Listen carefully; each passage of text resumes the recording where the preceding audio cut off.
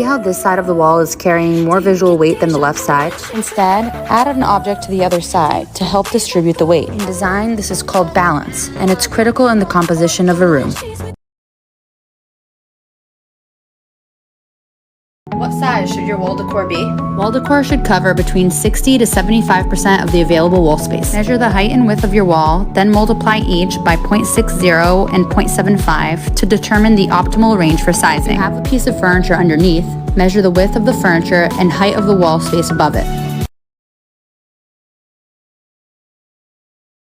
Looking for ideas for your home but have no idea where to start? Well, what if I told you could send me pictures of your space and together we could work on it? No matter what your style is, we figure it out and come up with ideas together. You'll have a say in product selection and even ideas for your space. In the end, you'll receive the design we come up with. For booking or more information, visit the link in bio.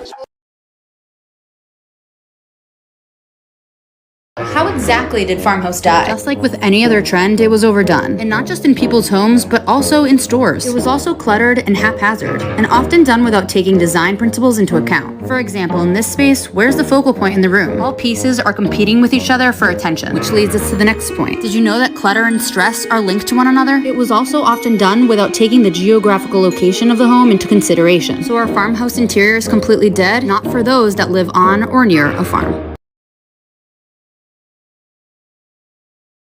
Round mirrors are everywhere, which means trend fatigue is just around the corner. This actually isn't super surprising. That's because in interior design, rectilinear shapes tend to age more gracefully than curvilinear. When used to scale though, round mirrors are great for awkward areas, such as underneath the staircase. But too often they're used incorrectly without consideration to the size and shape of the available wall space. So while we may start seeing less and less of this trend, there will always be an exception. Which kind of light should you use throughout your home? Warm lighting temperatures will make objects in a room appear with yellow undertones. Neutral is best in areas where you want colors to stay true to their undertones. Cool lighting is most often used for commercial spaces, such as offices and hospitals. Here are some of my favorite decor pieces around my home. These lanterns from Target that I have both outside and inside. These outdoor candles come on automatically every evening. My newest addition is this canvas from Target, which covers our electrical box. This massive planter is from At Home. I'm obsessed with it. And these storage books from Restoration Hardware. One of the easiest ways to elevate a space is by incorporating accent lighting. I recently did this to my home and had to share it with you guys. And no, this is not sponsored. These are Philips Hue's LED strips. Controlling the colors is the best part. And here's how it looks at night.